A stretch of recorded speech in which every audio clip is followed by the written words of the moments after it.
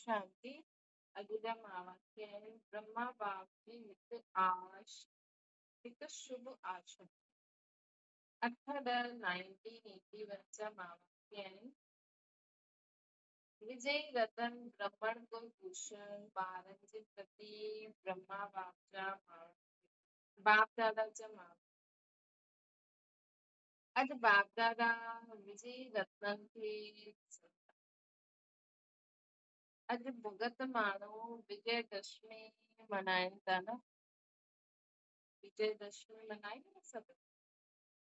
भक्तनि जो जलाइण तव्हां ॿारनि जो मिलन मल्हाइनि।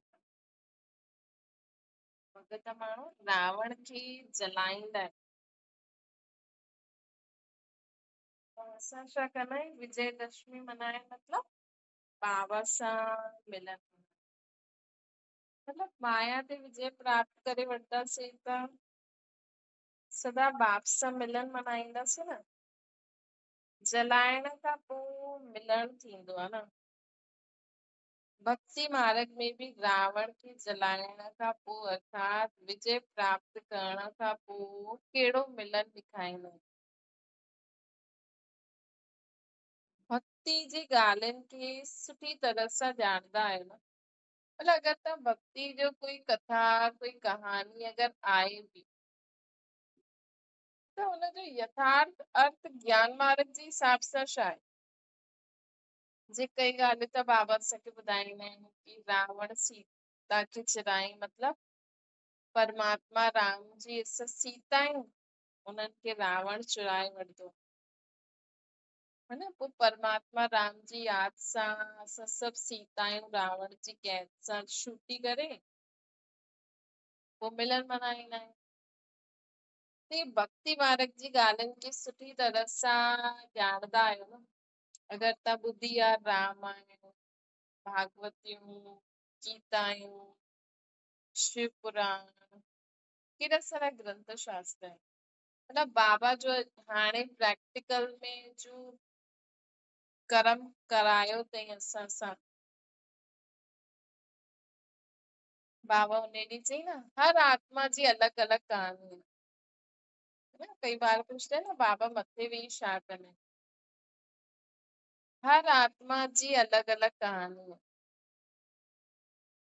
जो भी रामायण भागवत में आहे न उनजो कैरेक्टर कंहिं न कंहिं सां मिलंदो आहे। उनजी कहानी कोई न कोई तरीक़े सां कंहिं न कंहिं सां मिलंदी आहे।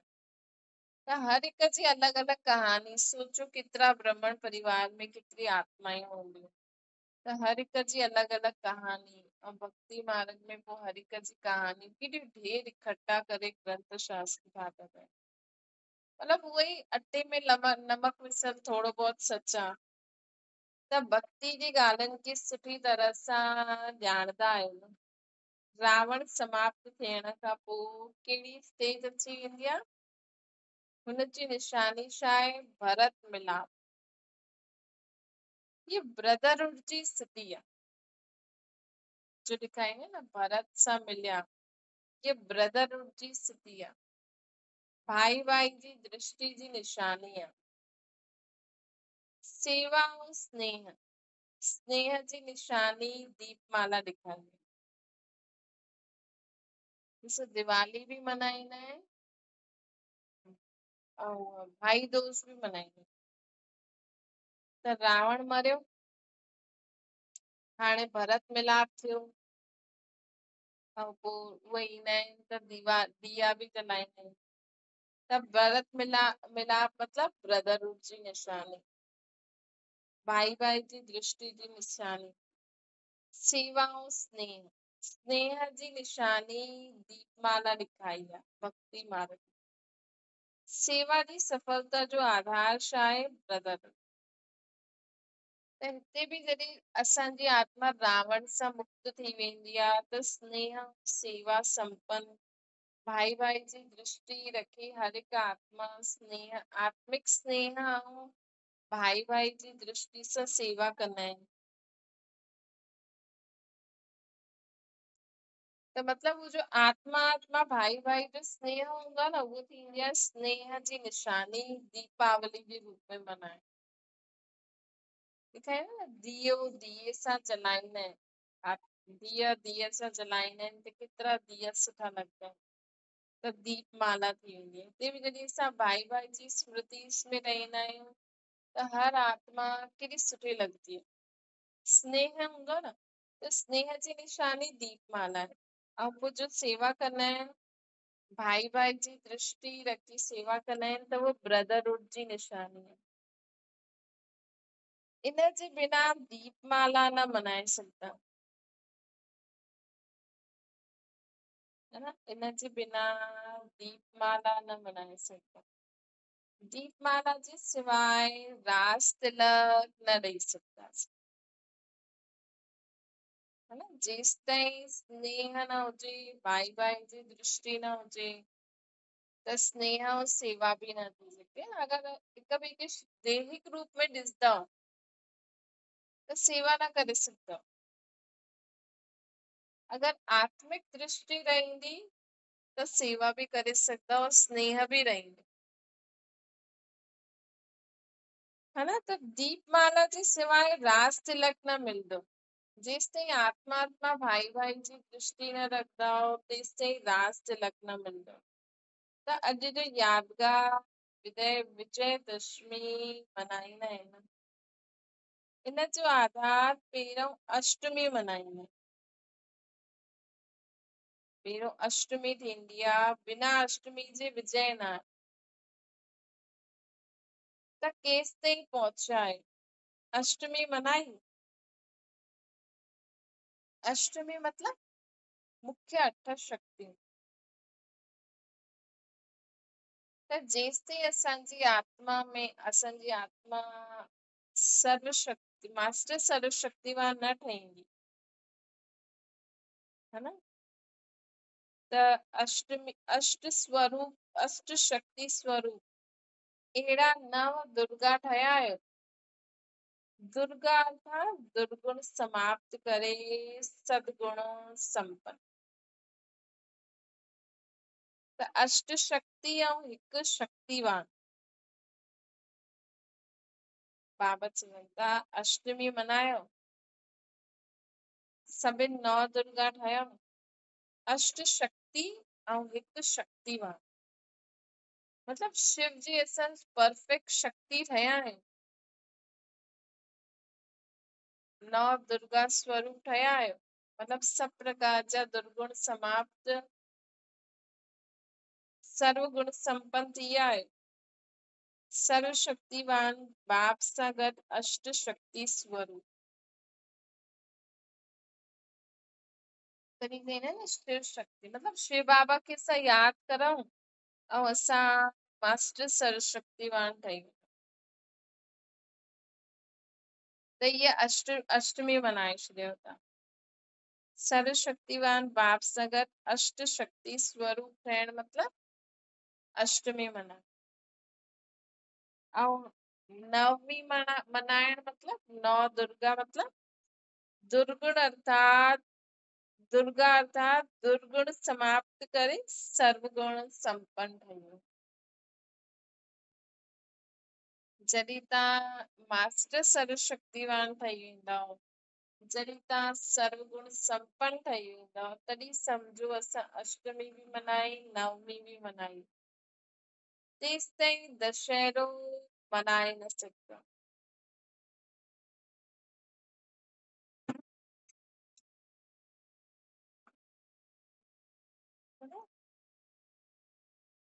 तेसि ताईं दशहरो मल्हाए न सघंदा।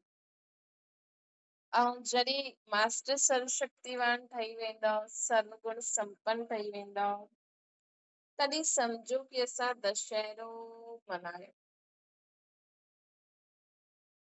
त बाप दादा ॾिसण आया आहिनि कि ॿारनि दशहरो मल्हायो, जॾहिं असां मास्टर सर्वशक्तिवान ठही वेंदासीं, दुर्गा स्वरूप ठही वेंदा, त ऑटोमेटिकली सब विकार विरायूं प्रकृति माया माया प्रकृति जो बि हूंदा आहिनि जो असांजे अपोज़िशन में हूंदा आहिनि, असांखे बाबा खे यादि न करणु ॾींदा आहिनि। देह देह संबंध पदार्थ वस्तु वैभव धन संपत्ति जो भी अलग अलग माया जा रूप आहिनि, जो भी प्रकृति द्वारा परिस्थिति वेंदियूं आहिनि, हिननि सभिनि ते विजय। मतलब प्रकृति कहिड़ो बि रूप धारण करे सके, कोई फर्क न पए, सदा लवलीन स्थिति में रहो। माया कहिड़े बि रूप में अचे, असां सदा लवली रूप में आहियूं। शिव ऐं शक्ति कंबाइंड रूप। अहिड़ी स्थिति आहे कि कंहिंजी आवाज, कंहिंजी ॻाल्हियूं, कोई व्यर्थ संकल्प, कोई विकारी संकल्प, कोई श्रावी संकल्प असांजे ऐं बाबा जे कनेक्शन में, शिव ऐं शक्ति जे कनेक्शन में डिस्टर्बेंस क्रिएट कंदा। त चेक करो त सचो दशहरो कॾहिं मनाईंदासीं, जॾहिं असां अष्ट रतन ठही वेंदासीं, दुर्गा स्वरूप थी वेंदव, तॾहिं दशहरो अर्थात रावण खे पूरी रीति मारे सघंदा। हर हिकु पंहिंजे पाण खे सुठी तरह सां ॼाणंदा आहियो, मञदा बि आहियो कि दशहरो मनायो या अष्टमी मनाई, अविनाशी तीली लगाई या अल्प समय जी तीली लगाई, रावण खे जलायो या रावण जो सर्व वंश जलाए छॾियो। रावण जो सर्व वंश सहित उनखे जलाए छॾियो।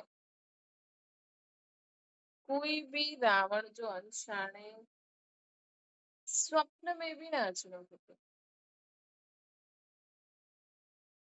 स्वप्न में भी न अचिणो खपे। ईअं आहे।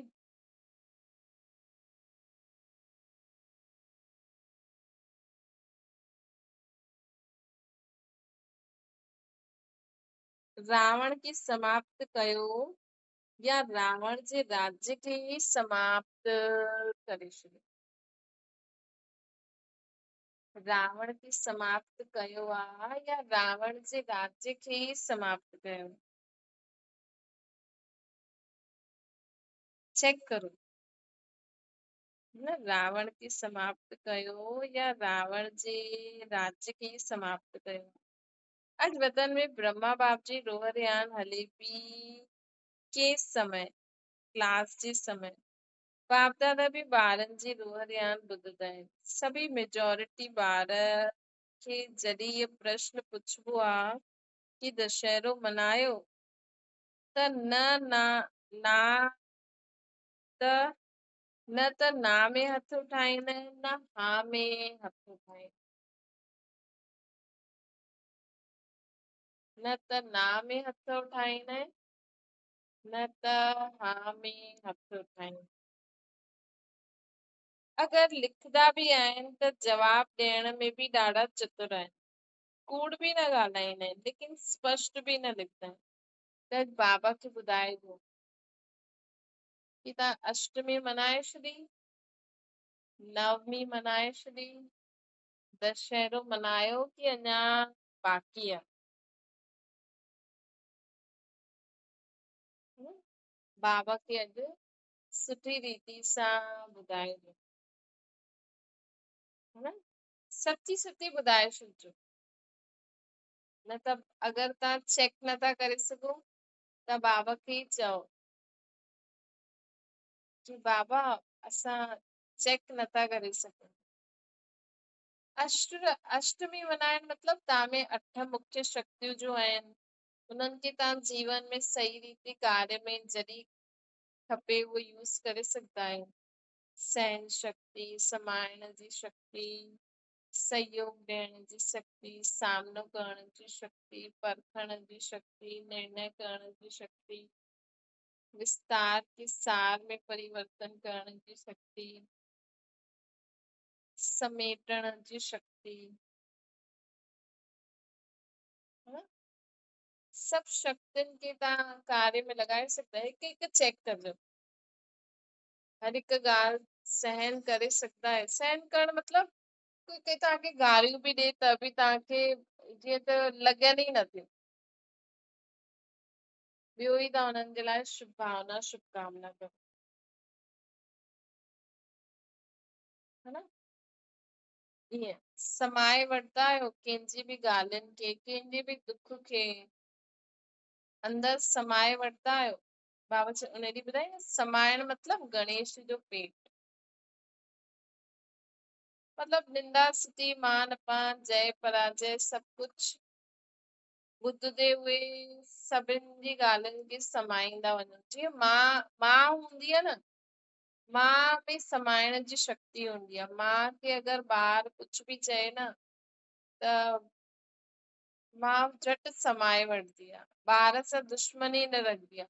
अॼुकल्ह जी कलयुगी मायूं त रखंदियूं बि, चई बि ॾींदियूं, ॾिसां अथई त पतो लॻई। लेकिन जो हिकु सुठी मां हूंदी आहे न, वो ॿार जी मार बि सहन करे वठंदी, समाए वठंदी, मतलब भुलिजी वेंदी आहे। हुनखे ॿार जी सुठी ॻाल्हियूं ई नज़र ईंदियूं, त इहो गुण सभिनि जे लाइ हुजे, तॾहिं त तव्हां शिव जी शक्ति कहलाईंदव न। शिव जी शक्ति मतलब कि विश्व जी सर्व आत्माउनि जी मां, प्रकृति जी मां, योनिन जी मां, तत्वनि जी मां, समाए सघंदा आहियो सभिनि जी ॻाल्हियुनि खे। कहिड़ी वॾी ॻाल्हि आहे न, शिव जी शक्ति थियण मतलब हर आत्मा जी ग़लती खे, विकार बुराइयूं सभिनि खे मिटाइण जी शक्ति बि हुजे, सहन करण जी शक्ति बि हुजे, समाइण जी शक्ति बि हुजे। न त चेक करो कि तव्हां में सभु शक्तियूं आयूं आहिनि, तॾहिं सम्झो कि तव्हां अष्टमी मनाई, सभु अवगुण समाप्त थिया, तॾहिं सम्झो तव्हां नवमी मनाई, नव दुर्गा रूप। रावण जे अंश वंश सहित रावण जे पूरे परिवार खे समाप्त करे छॾियो। अॼु वतन में ब्रह्मा बाप जी रोहरियान हले पई कंहिं समय, त बाबा चवनि था कि हाणे ॿार लिखी मोकिलिजो। 3-4 जवाब सभिनि खे ईंदा आहिनि। ॿारनि बाप खे लिखी बि मोकिलियो, हुन समय त कूड़ बि न ॻाल्हायो, स्पष्ट बि न चयो, 3-4 जवाब सभिनि जा हूंदा आहिनि, ऐं उन्हनि ई जवाब मां कोई न कोई जवाब ॾींदा आहिनि। त ब्रह्मा बाप जी रोहरियान हले पई, ब्रह्मा बाप त घर जे गेट जो उद्घाटन करण लाइ ॿारनि जो आह्वान था करनि। हाँ, कम से कम असां खुद जो न त सभिनि जो त सोचूं। दुनिया में अगर तव्हां न्यूज़ चैनल खोलंदव न त अहिड़ी ॻाल्हियूं आहिनि दुनिया में कि अज्ञानी माण्हू त ॿुधी करे ॾिसी करे उन्हनि खे त निंड न अचे कि दुनिया में इहे बि थिए थो। मतलब अगर कोई अज्ञानी माण्हू दुनिया जी ख़बरियूं ॿुधे न त पंहिंजे घर में ई कंहिंसां संबंध न रखे, पंहिंजे घर वारनि सां ई ड्रिजण लॻी वञे, इहो बि ख़राब, इहो बि ईअं न करे, इहो बि ईअं न करे, इहो बि ईअं न करे। अरे मुंहिंजी नेगेटिविटी आहे, एॾा वेस्ट नेगेटिव न, त कम से कम हुननि जे लाइ सोचियो कहिड़ी बीमारियूं आहिनि, कहिड़ी प्रकृति जो कॾहिं कहिड़ो रूप, कॾहिं कहिड़ो रूप। त हाणे हुननि जे ख़ातिर ई हाणे खुद खे जल्दी जल्दी तैयार करो। ब्रह्मा बाप त गेट जो उद्घाटन करण लाइ ॿारनि जो आह्वान कंदा, लेकिन सभिनि अॼु जे प्रश्न जे उत्तर कागज में न, मन जे संकल्प द्वारा त बाप जे अॻियां स्पष्ट ई आहिनि, है न। त सभिनि जे मन जा उत्तर कागज में भले ई न, लेकिन मन में त सभिनि जी ॻाल्हियूं स्पष्ट आहिनि बाबा जी साम्हूं। क्लास जे समय बच्ची मतलब दादी प्रश्न पुछनि पा, ऐं बाप दादा सभिनि जा उत्तर ॾिसनि पा। उन समय क्लास में सभिनि खां दादी पुछियो हुनई त भले मुख सां कोई छा बि चए थो, कागज में के छा बि लिखियो, लेकिन बाप दादा त सभिनि जे मन जा उत्तर स्पष्ट ॾिसी सघंदा आहिनि न। त बाप दादा सभिनि जा उत्तर ॾिठई, उत्तर जो सार त ॿुधियो ई न, न बि न हुयो, हा बि न हुयो। ॿुधाइण जी आवश्यकता न आहे, तव्हां ज्यादा ॼाणंदा आहियो। ॾिसंदा आहियो ब्रह्मा बाबा छा कई, वॾी सुठी ॻाल्हि कई। ब्रह्मा बाबा जी विशेषता संपन्न संस्कार खे ॼाणंदा आहिनि। सिंपल सी ॻाल्हि आहे न, उन ॾींहुं बाबा चई न कि मुंहिंजो संस्कार बि न चयो। हाणे संडे जी मुरली में बाबा चई न, अव्यक्त मुरली में, कि मुंहिंजो संस्कार बि न चइणो आहे, मुंहिंजो काथां आहे। हैं? सिंपल सी ॻाल्हि आहे, असांखां बाबा पुछनि था, पंहिंजे अंदर चेक करे बाबा खे ॿुधायो, बाबा तव्हांजी आत्मा में अञा हिन हिन शक्ति जी कमी आहे, इहे अवगुण आहे, मुंहिंजो न चओ। बाबा खे चओ, बाबा तव्हांजी आत्मा में ये शक्ति जी कमी आहे, ये अवगुण आहे, अञा त ये रावण जी जायदाद आहे तव्हांजी आत्मा में। छो कि असां त सभु कुझु बाबा खे ॾेई छॾियो न, है न। त बाबा चवनि था, ब्रह्मा बाप जे विशेषता संपन्न संस्कार खे ॼाणंदा आहियो न। विशेषता जे संस्कार जो ही पाठ ॿुधाए। हाणे उहो छा थींदो, हुन ॻाल्हि जो संबंध बाप ब्रह्मा बाप जे आदिकाल जी प्रवेशता जे जीवन सां संबंधित आहे।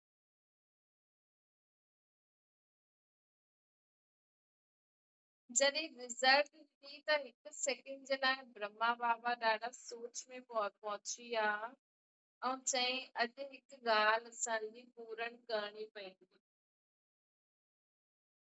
कहिड़ी? ब्रह्मा बाबा चई, अॼु असांखे चाबी ॾियो। शिव बाबा, ब्रह्मा बाबा शिव बाबा जॾहिं रिज़ल्ट ॾिठी न, त ब्रह्मा बाबा शिव बाबा खे चई कि हाणे त मूंखे चाबी ॾियो। कहिड़ी चाबी? सभिनि जी बुद्धियुनि खे परिवर्तन करण जी, संपन्न ठाहिण जी। जीअं आदि में बि चाबी जो नशो हुयो न, खज़ानो आहे, चाबी आहे, बस खोलणो आहे। ये ब्रह्मा बाबा अॼु संपन्न थियण जी चाबी बाप सां मांगी।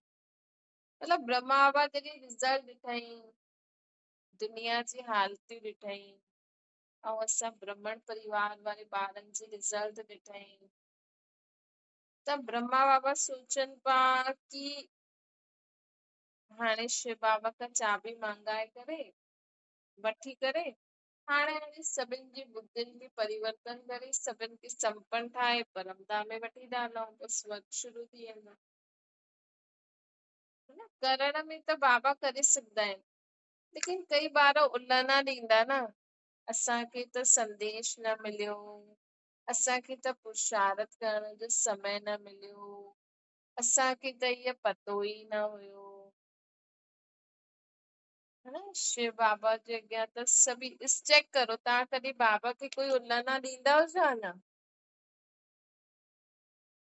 है न, चेक करो, अञा कोई इच्छा आहे तव्हांजी काथे भाषण करण जी, काथे हीअ सेवा करण जी, मधुबन वञण जी, कोई बि इच्छा हुजे त बाबा खे ॿुधायो। जो त अंत घड़ी बाबा खे न चओ कि बाबा तव्हां त इहे करायो ई न, है न।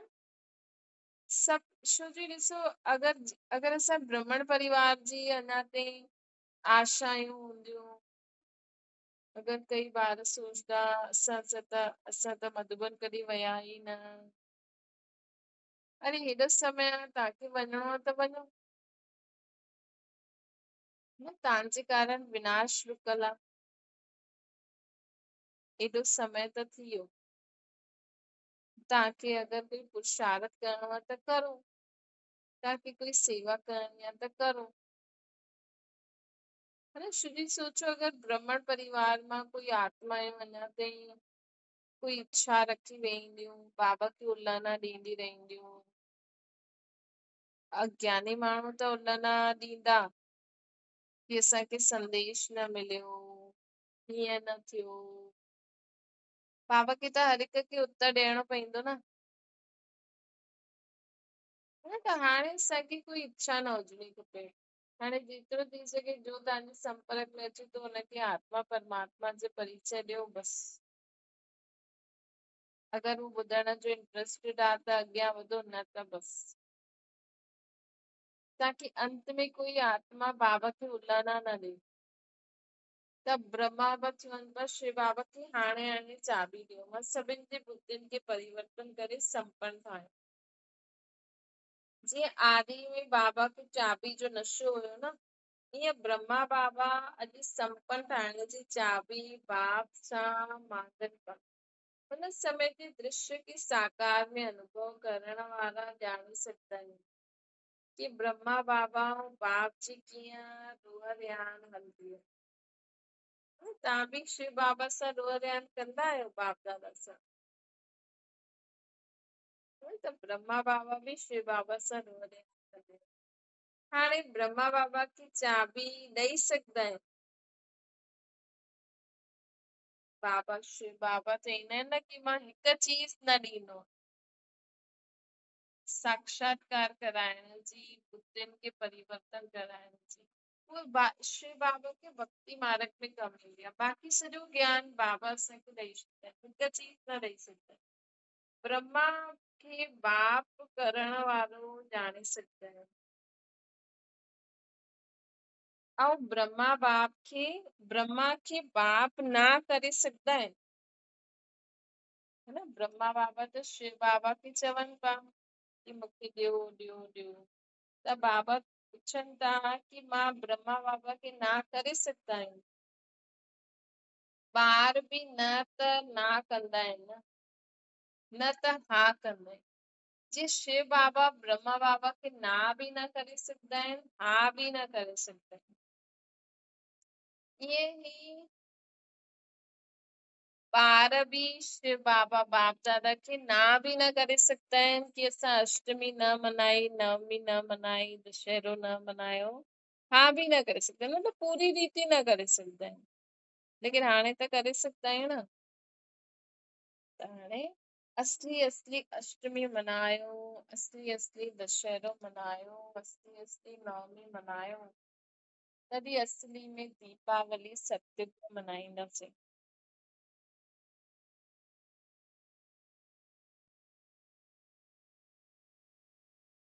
बाबा चवनि था कि बाबा चईं ब्रह्मा बाबा खे मतलब शिव बाबा ब्रह्मा बाबा खे न बि न करे सघंदा आहिनि हा बि न करे सघंदा आहिनि ब्रह्मा बाबा चाबी मांगनि पिया न कि मूंखे सभिनि जी बुद्धि खे परिवर्तन करण जी संपन्न ठाहिण जी चाबी ॾियो त शिव बाबा ना बि न पिया करनि हा बि न पिया लेकिन एतिरो अवश्य आहे कि ब्रह्मा बाप खे ॿारनि खे संपन्न ॾिसण जी ॾाढी ॾाढी इच्छा आहे कि भई शुरू खां कमु शुरू कयो आहे भई सोचियो अगरि कोई माण्हू घर ठाहींदो आहे पहिरियों नक्शो तयार कंदो पोइ जॾहिं घर ठाहिण शुरू कंदो त सोचंदो न भई ये जल्दी घर ठही वञे त मां ॾिसां है न तव्हां अॼु कुझु भाॼी ठाहियो रोटी ठाहियो तव्हां सोचो हीअं ठाहींदासीं खाइण लॻी आहियो त तव्हांखे इच्छा थींदी न जल्दी इहे ठही वञे त सभु वेही करे खाऊं पोइ ख़ुशी थींदी आहे अगरि सफलता मिलंदी आहे त ब्रह्मा बाबा बि ॾिसो शुरू खां जॾहिं शिव बाबा ब्रह्मा बाबा में प्रवेश थिया तॾहिं खां ब्रह्मा बाबा शिव बाबा जा साथी ठही करे कमु शुरू कयो त हाणे ब्रह्मा बाबा खे बि लॻंदो हूंदो न भई संपन्न ॾिसां मां ठाहिणो त आहे ईअं न हाणे ठही वञे जॾहिं बि ॿारनि जी ॻाल्हि हलंदी आहे त ब्रह्मा जी सूरत दीपमाला जे समान ठही वेंदी जॾहिं बि ॿारनि जी ॻाल्हि हलंदी आहे न, दीपमाला मतलब उहा सभु आत्मायूं बाबा जे साम्हूं सभु आत्मायूं अचनि। जॾहिं बि ॿारनि जी ॻाल्हि हलंदी आहे त ब्रह्मा जी सूरत दीपमाला जे समान ठही वेंदी आहे। अहिड़ो तीव्र उमंग मास्टर सागर जे समान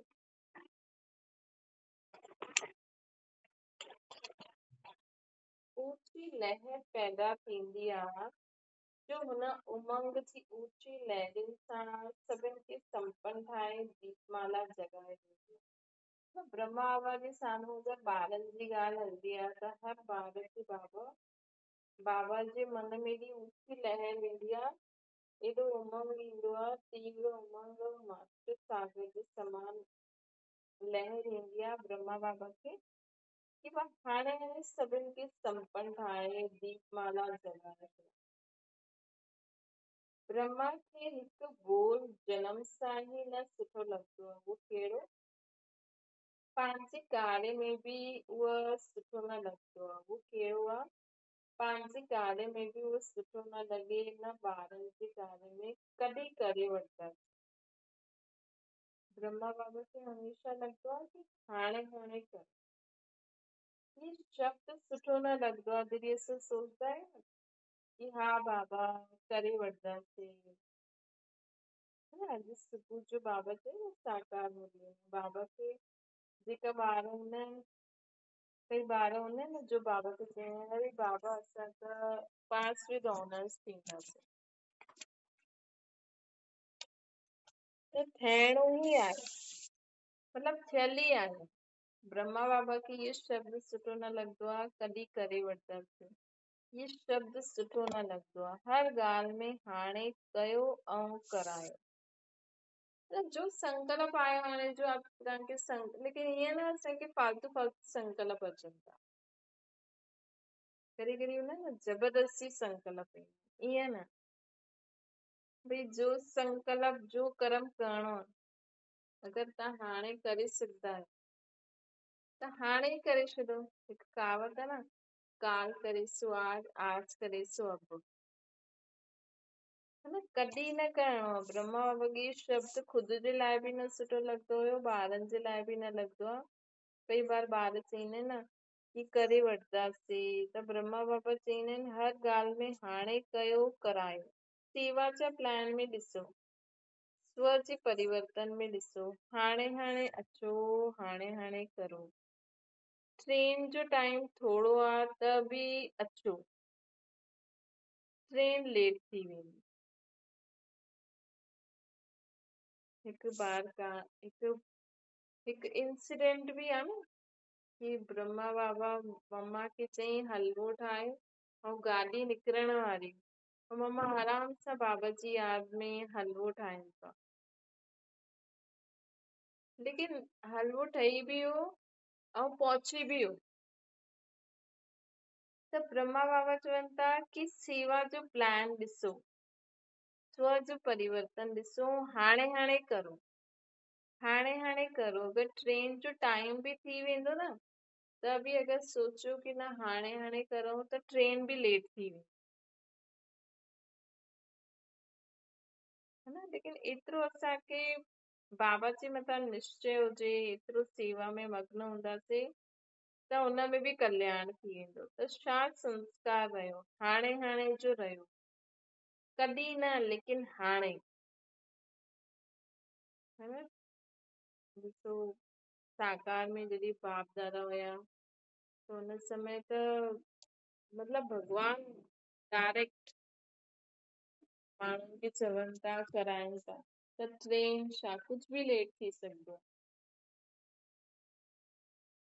त बाबा असांखे चवनि था कि जीअं विशेष भाषा आहे हाणे जी ॿुधी, ईअं अॼु बि वतन में हाणे थियणो खपे। ये ही भाषा हले थी, मतलब ब्रह्मा बाबा चवनि पिया कि हाणे सभु ॿार संपन्न थी विया, हाणे सभु परिवर्तन थी वियो। त वतन में अॼु ईअं ॻाल्हि हले पई। हिकु और हसी जी ॻाल्हि ॿुधाईंदा आहिनि, उहा छा थींदी आहे कि ब्रह्मा बाप स्वयं संपन्न थियण जे कारण इहे ॾिसी न सघंदा आहिनि कि ॿार कॾहिं कॾहिं छो चईंदा आहिनि। मतिलबु जेको इंसान उन चीज खे पार करे छॾियो उनजे लाइ त उहो सहज थी वेंदी आहे न, है न? जेका करण वारा अगरि जेको पार थी करे सीट ते वेही हू त भई चईंदो न कि अरे एतिरी सी ॻाल्हि आहे हीअं करो हीअं करो, हुनजे लाइ त कोई वॾी ॻाल्हि न आहे, है न? हुनजे लाइ त सहज जी ॻाल्हि आहे। त ब्रह्मा बाबा ख़ुदि त संपन्न थी करे मथे वेठा आहिनि, लेकिन जॾहिं ॿारनि खे ॾिसंदा आहिनि न, ऐं जॾहिं ॿार चईंदा आहिनि कॾहिं कॾहिं कि हा बाबा करे वठंदासीं हीअं हूअं, त ब्रह्मा बाबा उहो ॾिसी न सघंदा आहिनि। ब्रह्मा बाबा स्वयं संपन्न थियण जे कारण इहे ॾिसी न सघंदा आहिनि कि ॿार कॾहिं कॾहिं छो था चवनि। इन करे बार बार बाप खे चईंदा आहिनि इहे छो न बदलंदा आहिनि, है न? जीअं नंढा ॿार हूंदा आहिनि, हाणे तव्हां वॾा आहियो, है न? तव्हां कंहिं नंढे ॿार खे चओ हीअं कर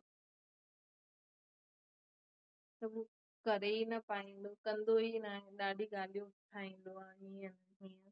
हाणे हिक ॿार खे सेखारियो भई स्कूल मां अच त ईंदो जाता उते ई शू रैक हूंदो त उते ई शू लाहे करे हथ धोई करे पोइ बाक़ी ड्रेस चेंज करे हथ मुंहुं धोई करे रोटी खाई पोइ जो बि करिणो आहे करो।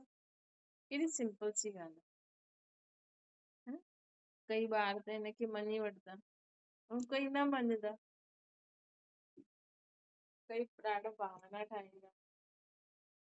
मतिलबु जाता अचनि था उते शू रैक आहे, उते जूता चप्पल लाहे अचो भई, छा प्रॉब्लम आहे? लेकिन कईअनि खे न अंदरि अची करे घर में जूता चप्पल, हेॾे जूतो हेॾे मोजो हेॾे हूअं, आहे त सिंपल सी ॻाल्हि लेकिन न कंदा आहिनि त तव्हां छा कंदा? त ब्रह्मा बाबा खे बि न असांखे ॾिसी लॻंदो आहे कि हेॾी सिंपल ॻाल्हियूं आहिनि, पोइ बि ॿार छो नथा करे सघनि। पोइ ब्रह्मा बाबा खे ईअं लॻंदो आहे, इन करे बार बार चईंदा आहिनि कि हे ॿार छो न बदलंदो आहे। हाणे कोई संकल्प आहे, कोई संस्कार आहे जो ठीकु न आहे, चेक करो कोई अहिड़ो संस्कार, कोई अहिड़ी आदत जंहिंजे कारण असांजी ख़ुशी गायब थी वेंदी आहे, असांखे पतो बि आहे, उनजो निवारण बि पतो आहे, पोइ बि असां छो नथा करे सघूं। अच्छा बाबा चईंदा आहिनि तव्हां संपन्न थी वेंदव त इहो शरीर छॾे छॾींदव। संपन्न संपूर्ण मतलब असांजी परफेक्ट स्टेज बाप समान, मतलब हुन समय तव्हां मास्टर सर्वशक्तिवान सर्व गुणनि सां संपन्न 16 कलाउनि सां संपन्न थी वेंदव, संपूर्ण निर्विकारी डबल अहिंसक मर्यादा पुरुषोत्तम थी वेंदव, मतलब सर्व ज्ञान गुण शक्तियुनि सां संपन्न थी वेंदव, तव्हांजे हर हिक सां संबंध बि स्नेह संपन्न थी वेंदो, मतलब कोई भी जीवन मुक्ति स्थिति, मतलब दुख शांति कुछ न हूंदी, इम्प्योरिटी कुछ न हूंदी, अहिड़ी स्थिति तव्हांजी थी वेंदी, हुनखे संपन्न स्टेज चइबो। त हीअं न हू अंत में ईंदी, हाणे खां असांखे अहिड़ी स्थिति खे धारण करे हलणो आहे, कंहिंसां बि असांजो कोई अहिड़ो व्यवहार न हुजे कि स्नेह संपन्न न हुजे, जो बि आहे न उहो अॼु ख़तम करे छॾियो, मतलब कोई बि इंसान तव्हांजे साम्हूं हुजे त बस असांखे उहो ईअं ई नज़र अचे कि आत्मा मुंहिंजो भाउ आहे, परमधाम निवासी शुद्ध आत्मा, भले उहो तव्हां सां विढ़ण ई छो न आई, भले उहो तव्हांजो बुरो करण ई छो न आई, भले हू पंहिंजे पुराणे स्वभाव संस्कार जे वश थी करे तव्हां सां बुरो ई छो थी करे या ॿियनि सां करे थी, लेकिन असांजे मन में उहो सुठी आत्मा आहे, बस आत्मा आत्मा भाव भाव, बस ॿियो कोई ॻाल्हि यादि ई न हुजे, इनखे चइबो आहे संपन्न स्टेज। त इहे न करे सघंदा आहियो। चेक करो, कोई बि माण्हू तव्हांजे साम्हूं अचे, हा? जीअं हिकु मूर्ति हूंदी आहे न, जीअं सम्झो बाप दादा अगरि तव्हां व्यक्त कयो आहे त बाप दादा खे त सभु कुझु पतो हूंदो आहे। हुन हॉल में जेतिरा ॿार आहिनि, केरु छा थो करे, छा नथो करे, है न?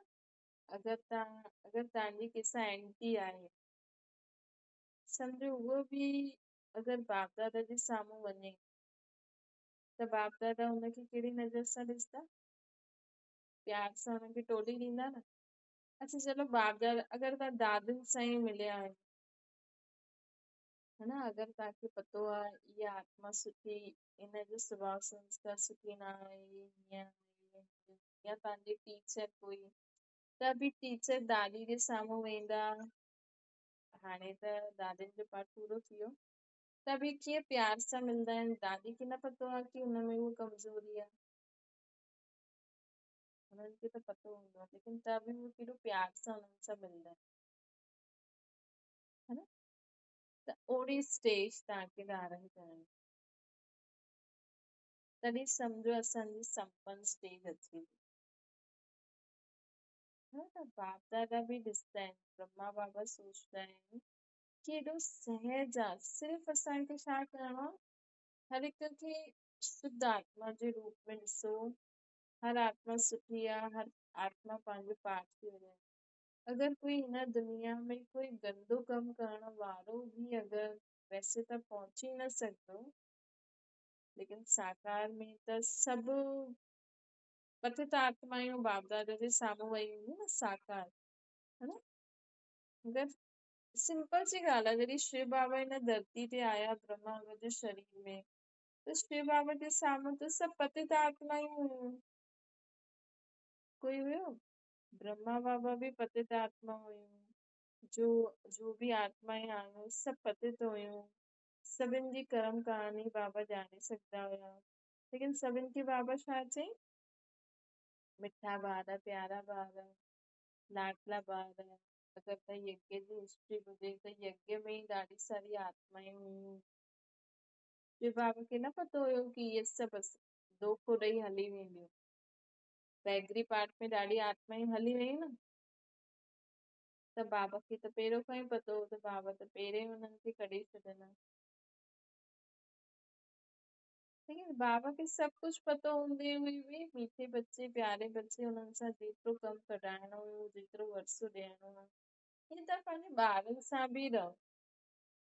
तव्हांखे पतो आहे न तव्हांजो ॿार कीअं आहे, केतिरो कमु करे सघंदो आहे, छा करे सघंदो आहे, छा न करे सघंदो आहे, हुन हिसाब सां ई हुननि सां हलो। ये तव्हांजी ग़लती आहे कि तव्हां हुननि सां ज्यादा आश रखंदा आहियो, पोइ न कंदा आहिनि त तव्हां दुखी परेशान थी वेंदा आहियो। चाहे तव्हांजा संबंधी आहिनि, हर आत्मा पंहिंजो पंहिंजो पार्ट एक्यूरेट वॼाए थी। तव्हांखे सिर्फ़ु छा करिणो आहे?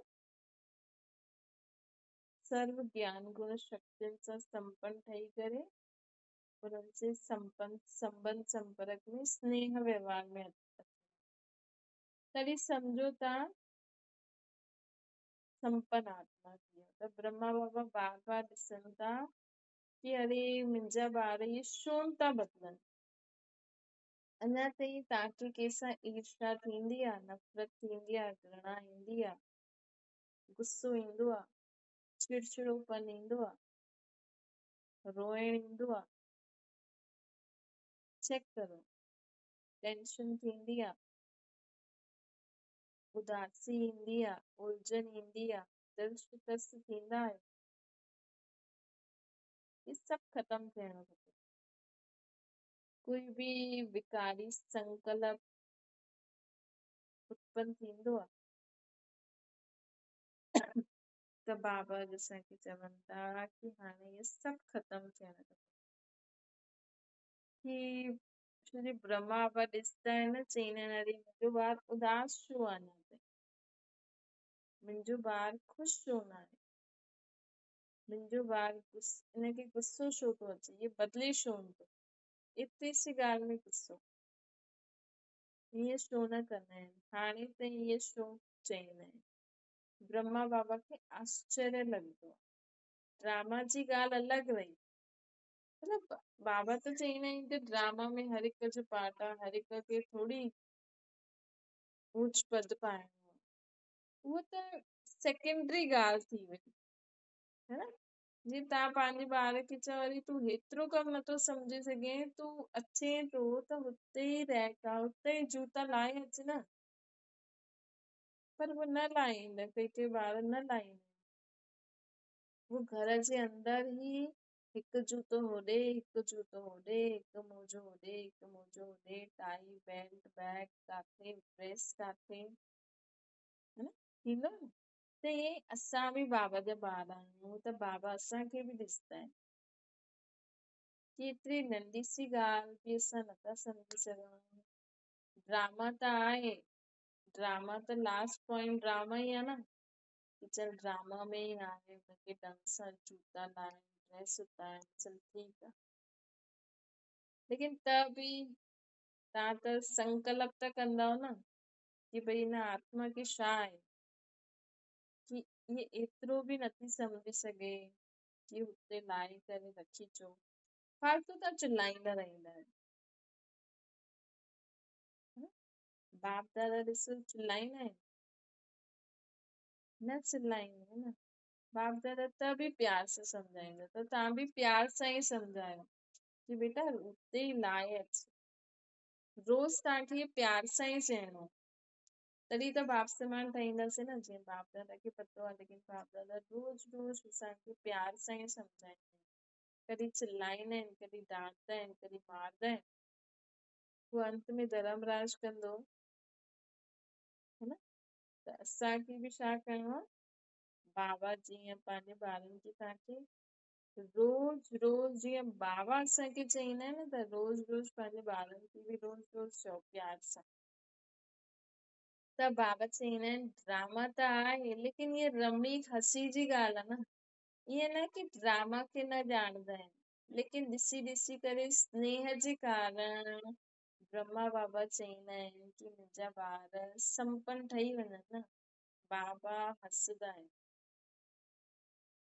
है न। बाबा सां हसी करण त छुट्टी आहे न, मतलब शिव बाबा सां हसी करण त छुट्टी आहे न। बाप भी मुस्कुराईंदा आहिनि, है न।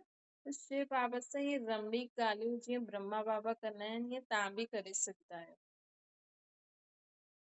है न। असां बि करे सघंदा आहियूं न, कि एतिरी सी ॻाल्हि बि ॿार नथा सम्झनि, एतिरो बि नथा करनि, त हुन समय पाण खे बि ॾिसो, भई असांखे बि त सम्झण में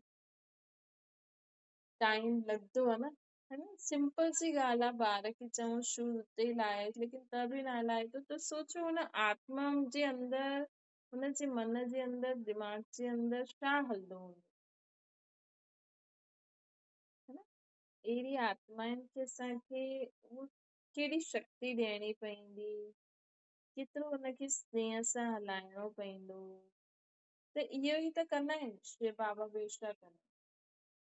शिव बाबा ज्ञान जा सागर आहिनि, हिकु ॻाल्हि जे लाइ 100 तरीक़ा ॿुधाईंदा आहिनि, हुन खां बि ज्यादा। त तव्हां सोचो, अगरि तव्हांजो ॿार हुते रैक ते नथो लाहे अचे, हिते ई थो लाहे, हेॾे होॾे थो फिटी करे, त मतिलबु हुनजे मन में छा ईंदो हूंदो। हुनखां कंहिं ॾींहुं पुछिजो, भई तोखे मतिलबु मन में छा ईंदो अथई, कि मां हिते जूता लाहियां, मम्मी खे परेशान करणो, या ईअं तोखे मज़ो ईंदो अथई हेॾे होॾे फिटी करण में। त मतिलबु अंदर छा हलंदो, या तोखे यादि न ईंदो अथई, या तोखे मम्मी खे चिढ़ाइणो अथई, त हुनजे मन में छा हलंदो हूंदो जो उहो अहिड़ो कर्म कंदो हूंदो, है न। त ईअं असांखे हुननि खे परिवर्तन करणो। त बाबा बि ॾिसंदा आहिनि, बाबा शिव बाबा खे बि चईंदा आहिनि, पोइ बाबा हसी मज़ाक बि कंदा आहिनि ईअं शिव बाबा सां। त बाप बि मुस्कुराईंदा आहिनि शिव बाबा, त इहा हाणे ब्रह्मा बाप छा चईं, इहे त ध्यानु वठो न। हाणे मुक्त ठही मुक्तिधाम जो गेट खोलण जे लाइ बाप जी साथी ठहो, सभिनि सां मुक्त थी वञो। टेंशन, चिड़ण, उदास थियण, रोइण, रुसण, दिलकश थियण, गुस्सो करण, ईर्ष्या करण, फालतू सोचण, सभिनि सां मुक्त थी वेंदासीं न असां, तॾहिं असां जीवन में रहंदे सुख शांति मतिलबु जीवन मुक्ति जी स्टेज प्राप्त कंदासीं, तॾहिं त मुक्ति जो गेट खुलंदो न। यदि असां इन्हनि सां मुक्त थी वेंदासीं न, चेक करो तव्हांखे कंहिंसां ईर्ष्या थींदी आहे, नफ़रत थींदी आहे, घृणा थींदी आहे, गुस्सो ईंदो आहे, इन्हनि सभिनि सां ख़ुदि खे मुक्त करो त ॿिया बि मुक्त थींदा। ईअं न सोचो उहो थियनि, उहो त तव्हांजो टेस्ट वठण ईंदा, उहो त अहिड़ी ॻाल्हियूं कंदा जंहिंसां तव्हांखे ईर्ष्या बि थिए, नफ़रत बि थिए, घृणा बि थिए, तव्हांखे गुस्सो बि अचे। उहो तव्हांजा टीचर आहिनि, एग्ज़ामिनर आहिनि। बाबा चईंदा न कि माया मुंहिंजी लेफ्ट हैंड बेटी आहे, है न? त उहो त ईंदा, अञा तव्हांजे साम्हूं अहिड़ा माण्हू ईंदा जो तव्हांखे टेस्ट वठंदा कि तव्हां क्रोध खे मुक्ति क्रोध सां मुक्ति पाई आहे। तव्हांखे गुस्सो कराइण ईंदा, तव्हांखे चिड़ाइण ईंदा, तव्हांखे परेशान करण ईंदा, सभु ईंदा, लेकिन तव्हां त सभिनि खे मुक्ति ॾेई छॾी। मतलब क्रोध खे भी मुक्ति ॾेई छॾी, ईर्ष्या, द्वेष, नफ़रत, घृणा सभिनि खे मुक्ति ॾेई छॾी। तव्हां त बसि वेठा आहियो बाप दादा सां गॾु, तॾहिं बाक़ी सभु बि तयार थियनि त असां बि मुक्ति राह में वञूं। ये ब्रह्मा बाप जी ॿारनि जे प्रति शुभ आशा आहे।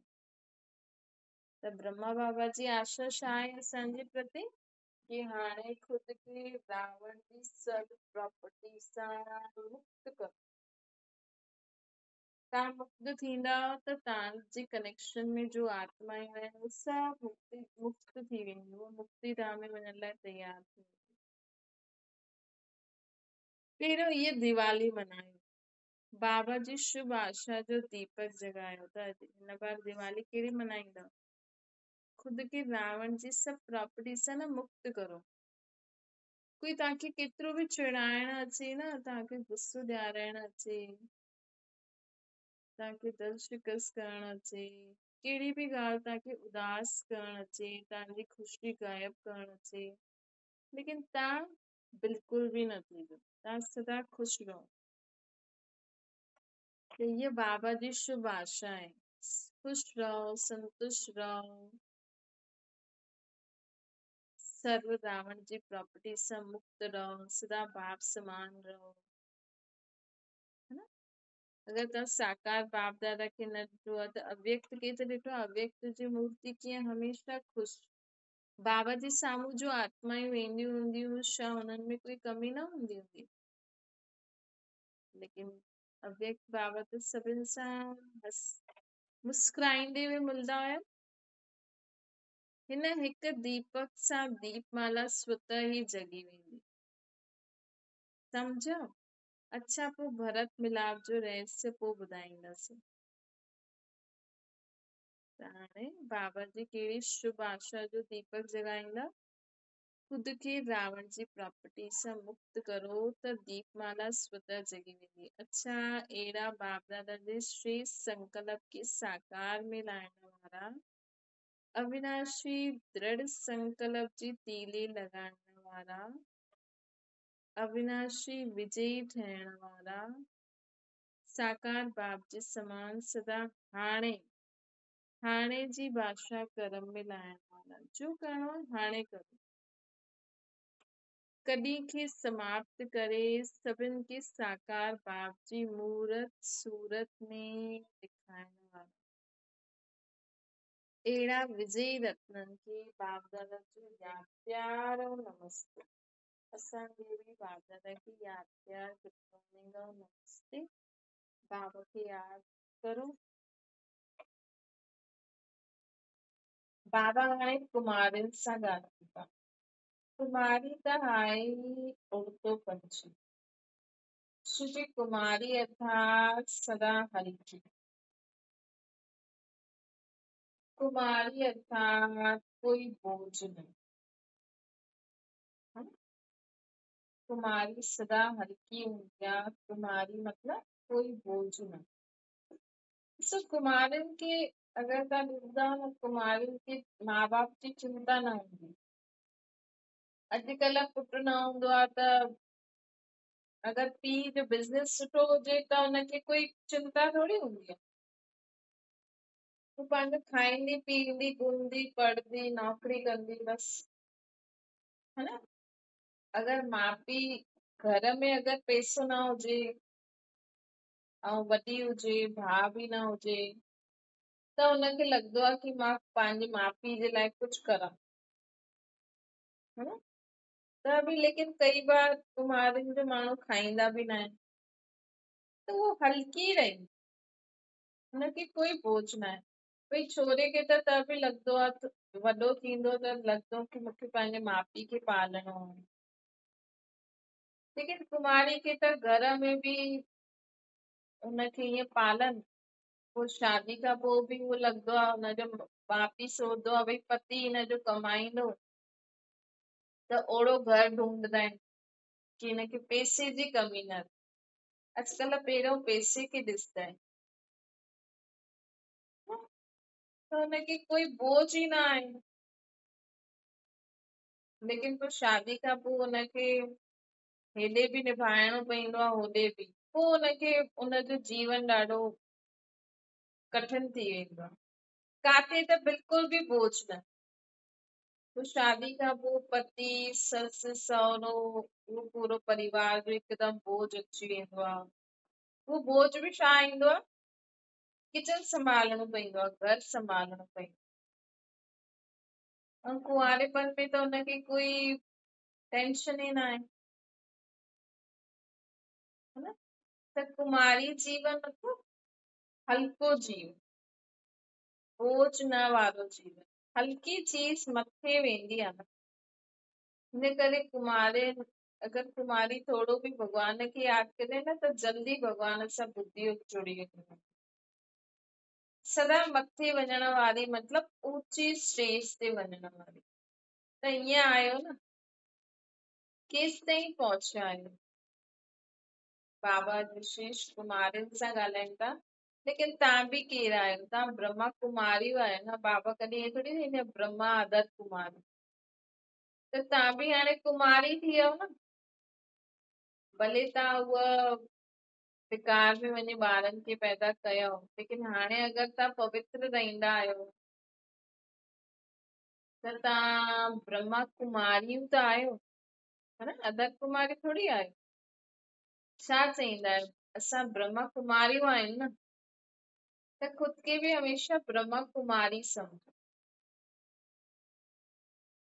त बाबा चवनि था बाप जी श्रीमत आहे हुन प्रमाण हुन लकीर जे अंदर सदा रहण वारी, सदा मथे उड़ण वारी।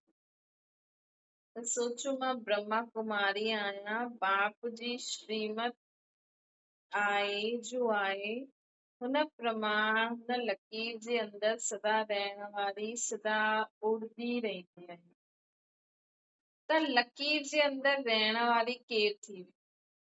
लकीर जे अंदर केरु रहंदी आहे? सच्ची सीता। त सभी सच्ची सीतायूं आहियो न पक्को। लकीर जे ॿाहिरि पांव कढण वारी, अगर लकीर जे ॿाहिरां पांव कढंदव त रावण अची वेंदो। मतलब पंहिंजी मर्यादाउनि में रहो। बाबा जी असांखे मर्यादाएं ॾिनी अथई, उहो त हर हिक खे पतो ई आहे। मतलब रोज़ जी मुरली में जो बाबा जी श्रेष्ठ मत आहे, जो बाबा असांखे सम्झ ॾींदा आहिनि, हीअं करो हीअं न करो, शुभ भावना शुभकामना रखो, दाता ठहो, क्रिमिनल आए न रखो, सभिनि खे भाई भाई जी दृष्टि सां ॾिसो। ये छा आहे? बाबा जी श्रीमत ई त आहे। अगर तव्हां हिन चए ते हलंदव त जीअं बाबा सां बुद्धि योग सदा जुड़ल रहंदव, ऐं तव्हां लकीर जे अंदर रहंदव त तव्हां सच्ची सीता थी वियो न। रावण इंतजार में रहंदो आहे कि काथे कोई पांव कढे ऐं मां भॼायां। है ना, रावण त इंतजार में रहंदो। त कुमारी अर्थात सच्ची सीता। त चेक करो मां बाबा जी सच्ची सीता आहियां। हितां खां ॿाहिरि वञी करे बदिली त न वेंदव न। श्री मधुबन में वायुमंडल जे वरदान जो प्रभाव रहंदो आहे। हिते एक्स्ट्रा लिफ्ट हूंदी आहे न, उते महिनत सां हलणो पवंदो आहे। मतलब मधुबन में एक्स्ट्रा लिफ्ट हूंदी आहे। इन करे त चई न जॾहिं बि मधुबन वञो न त कोई न कोई चीज छॾे अचो, कोई न कोई चीज धारण करे अचो। मतलब मधुबन वञण मतलब हुते पुरुषारत करे अचो। ईअं घुमी फिरी खाई पी न अचो। कुछ जेको तव्हांजे अंदर कोई तव्हां अगरि कोई ॻाल्हि खे नथा छॾे सघो, कोई ॻाल्हि खे नथा भुलिजी सघो, त विशेष उते योग कंदा आहियो जॾहिं त बाबा खे यादि करे उहो ॻाल्हि बाबा खे ॾियो। उहो संस्कार जो रावण जो तव्हांखे अञा ताईं परेशान थो करे, उहो बाबा खे ॾियो। जो नई धारणा तव्हांखे धारण करणी आहे उहो धारण करो। त बाबा चवनि था कि कुमारी मतलब सच्ची सीता मधुबन खां ॿाहिरि वञण खां पोइ ख़ुदि खे बदिलजो न। श्री मधुबन में त एक्स्ट्रा लिफ्ट मिलंदी। हाणे बाबा मिलन थींदो या हेॾियूं भटियूं थी वयूं, या तव्हां कॾहिं बि वेंदा आहियो न मधुबन सेवा करण, त सोचता करो बस सेवा नथा करण वञो, हुते कुझु न कुझु पंहिंजे अंदर चेकिंग करे वञो हितां खां कि मूंखे अञा पंहिंजे में छा छा परिवर्तन करणो आहे। त मधुबन वेंदा आहियो न त हुते हुन ॻाल्हि अमृत वेलो कंदा आहियो, बाबा जे रूम में वेंदा आहियो, या जॾहिं सेवा मां फ्री थी वेंदा आहियो त हुते बाबा जे कमरे में वेही स्पेशली योग करो। तव्हांजो उहो संस्कार उहा आदत खत्म थी वञे, उहा नई चीज धारणा थी वञे। छोजो हुतां जो वायुमंडल जे वरदान जो प्रभाव हूंदो आहे। महिनत न करणी पवंदी आहे, एक्स्ट्रा लिफ्ट आहे। कुमारनि खे ॾिसी करे बाप दादा सदा 1000 गुणा ख़ुशि थींदा आहिनि। छो जी कसाईनि सां बची वई त बाबा खे ख़ुशी थींदी न। न बाबा जो ॿार कसाईनि सां बची वियो त बाबा खे ख़ुशी थी। अच्छा सभु हाणे पक्को वाइदो करे करे वञिजो। बाबा हाणे पांडवनि सां था ॻाल्हाइनि। सभी पांडव शक्ति स्वरूप आहे न, शक्ति ऐं पांडव कंबाइंड आहे।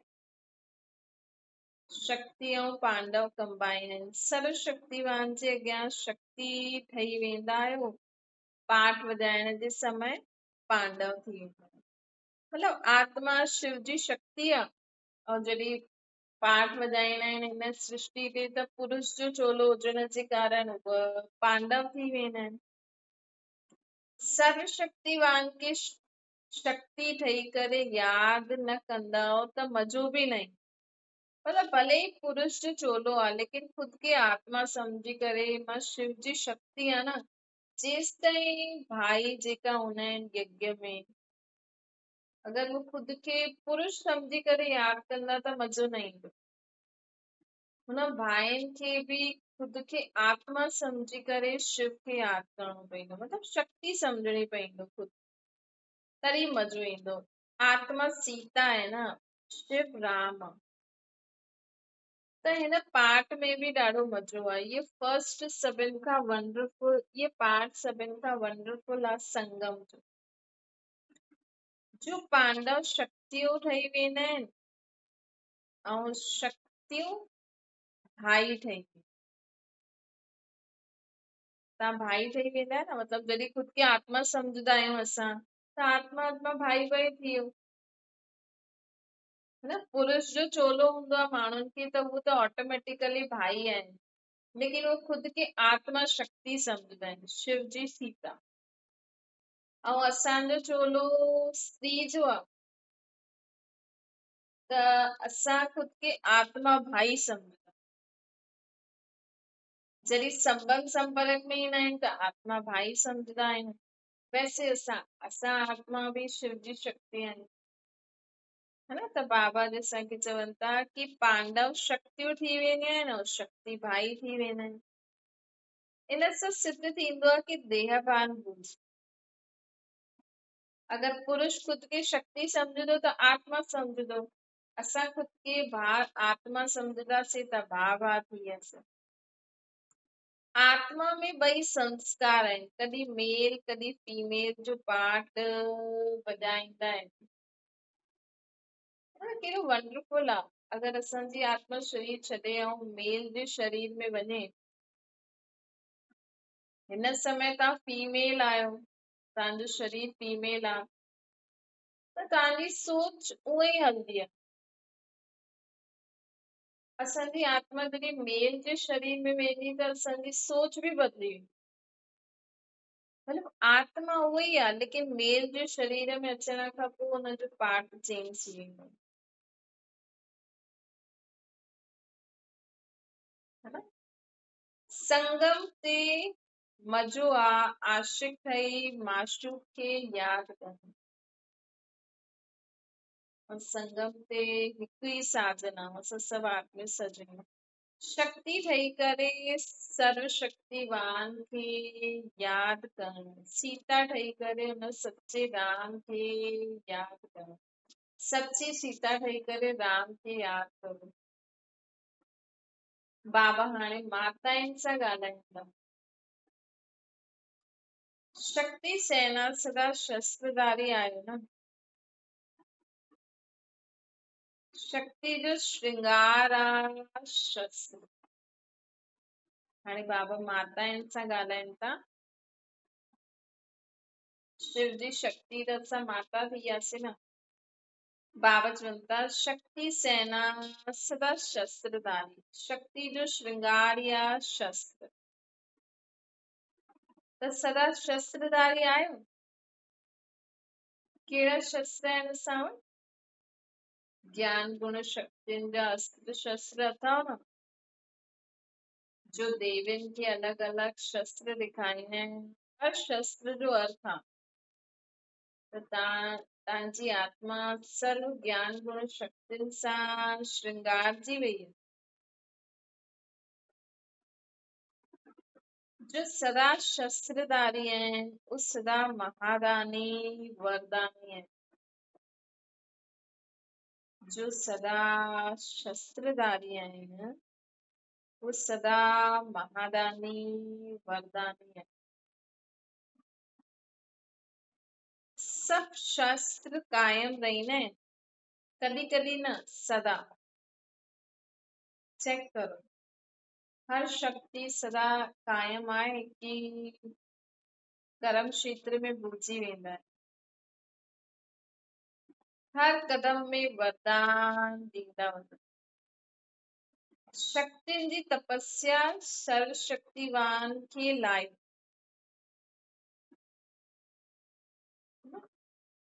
शक्तियुनि जी तपस्या न, जीअं बाबा मिलन थींदा आहिनि त ॾिसो बाबा मिलन में हाणे जीअं थींदो अक्टूबर एंड में शुरू थींदो न सीजन, त हर सीजन में ॾिसो कीअं कीअं बाबा जी अलॻि अलॻि महावाक्य कीअं हलंदा आहिनि।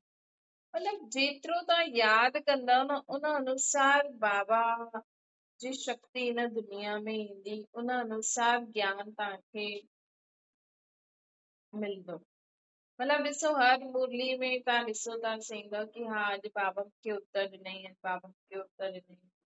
मतलब जे रीति सां जे मन में प्रश्ननि सां तव्हां बाबा खे यादि कंदव, जेकी धारणा तव्हांखे खपे, शक्ति तव्हांखे खपे, उन अनुसार तव्हांखे बाबा जो अनुभव थींदो, है न। त तव्हां चाहे भक्ति मार्ग में बि ॾिसो के टिकाणे के मंदिर जा वाइब्रेशन कीअं हूंदा आहिनि, काथां जा कीअं हूंदा आहिनि, है न। सभिनि जो अलॻि अलॻि थींदो आहे न। कोई चईंदा आहिनि न हुन मंदिर में ॾाढो सुठो लॻंदो आहे, उहो कीअं? छो जे भक्तनि जे कारण। जेका भगत हूंदा आहिनि न, हाणे जे मंदिर में भगत जे भावना सां वेंदा न, उन अनुसार बाबा जी शक्ति उन मंदिर में बि ईंदी आहे। तव्हांजे घर में बि माण्हू पंहिंजे घर खे चईंदो आहे भॻवान जो घर आहे, लेकिन ठाहींदो उन अनुसार हलंदो न आहे। तव्हां पंहिंजे घर में बि जे विधि सां बाबा खे यादि कंदा आहियो न, उन अनुसार तव्हांखे तव्हांजे घर में उहा शक्ति ईंदी आहे। चाहे भक्ति मार्ग में बि इन करे न लेडीस खे ॾाढी वॾी रिस्पॉन्सिबिलिटी, ॾाढो वॾो पार्ट आहे लेडीस जो। हुननि वटि स्थूल धन न हूंदो आहे न पीअर घर सां हुजे न ससुराल सां हुजे। अॼुकल्ह त कमाईंदियूं आहिनि, लेकिन हुननि वटि आहे न अहिड़ी शक्ति आहे कि उहो भगवान जी शक्ति खे धरती ते लाहे सघंदा आहिनि। भगवान जी शक्ति खुद में धारण करे पंहिंजी गृहस्थी हलाए सघंदा आहिनि। पुरुष त सिर्फ़ कैश कमाईंदो आहे, लेकिन हुन वटि उहो कैश बि कीअं ईंदो आहे, जॾहिं घर जी नारी जे हिसाब सां भगवान खे यादि कंदी आहे न, जे शुद्ध भाव सां, उन अनुसार तव्हांजे घर धन बि ईंदो। भले महिनत निमित तव्हांजो पति ठहींदो। भाग्य जो बि हूंदो आहे, कॾहिं कॾहिं तव्हांजे ॿारनि जे भाग्य में हूंदो, तव्हांजे पति जे तव्हांजे भाग्य में हूंदो, हुन अनुसार बि धन ईंदो आहे। लेकिन ये लाइन हमेशा यादि रखिजो, शक्तियुनि जी तपस्या सां ई सर्वशक्तिवान जी शक्ति हेठि ईंदी आहे। ऐं हाणे त बाबा बि ईंदा आहिनि, उहो त पतो न पवंदा आहिनि कि बाबा कंहिं गुप्त रूप में कमु कराइनि था, लेकिन शक्तियुनि जी तपस्या सर्वशक्तिवान खे लाहींदी आहे। हीअं भक्ति मार्ग में बि असांजे मन जी भावना सां ई उन मंदिरनि में भगवान जी शक्ति ईंदी आहे, या घर गृहस्थी में बि ओड़ो माहौल हूंदो आहे। हाणे शक्तियुनि खे सर्वशक्तिवान खे प्रत्यक्ष करणु। हाणे शक्तियुनि खे सर्वशक्तिवान खे प्रत्यक्ष करणु, हर कदम में वरदान ॾींदा वञो, हर कदम में। उन ॾींहुं बाबा चई न, हाणे बसि कुझु बि न करो, सभिनि खे ब्लेसिंग ॾियो। कोई कहिड़ो बि ख़राब कमु करे, कोई कहिड़ो बि आहे, सभिनि जे लाइ सोचो सभिनि जो ई भलो थिए।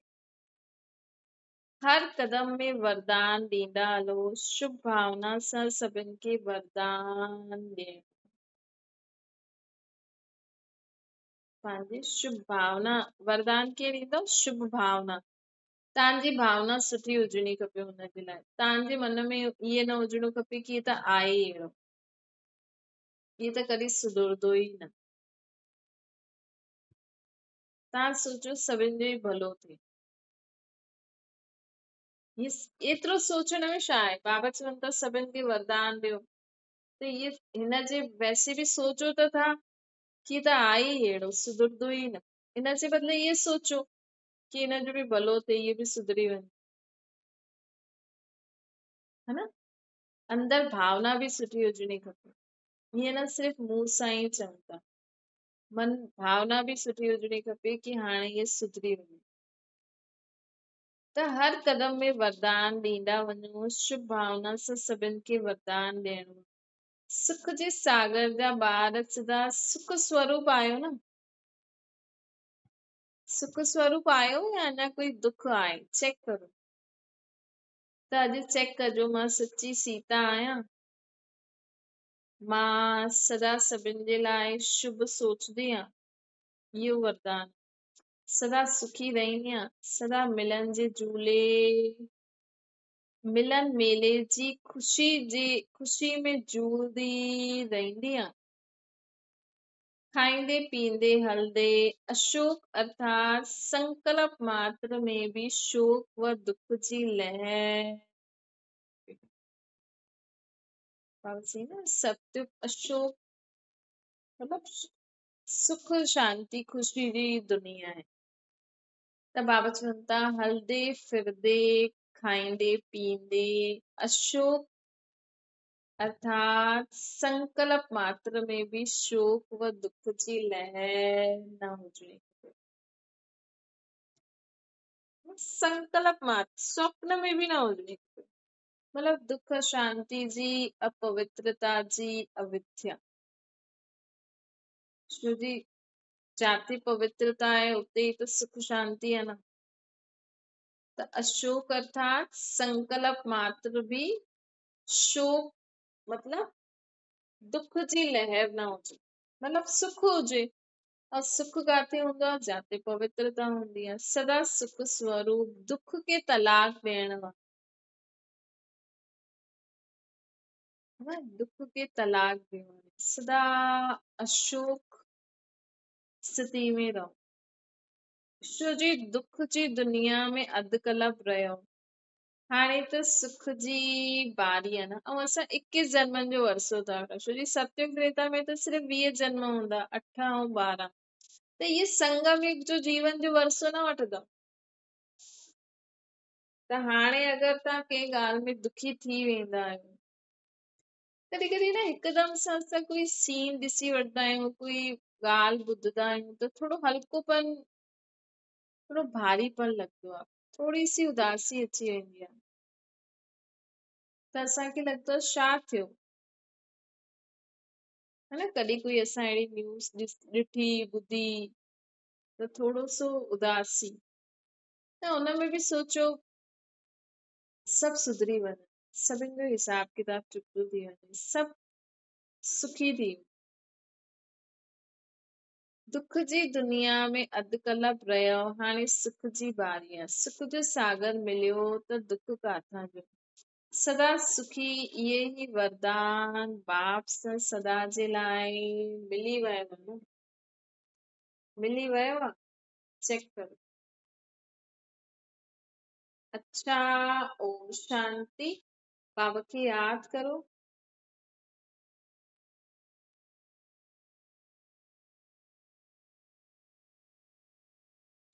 ओम